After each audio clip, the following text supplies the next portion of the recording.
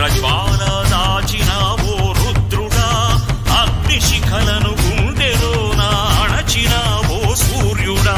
పరశ్వథమును చేతబూనిన పరశురాముని అంశవా, హింసగణజగ ధ్వంస రచనను చేసిన ఆచార్యుడా,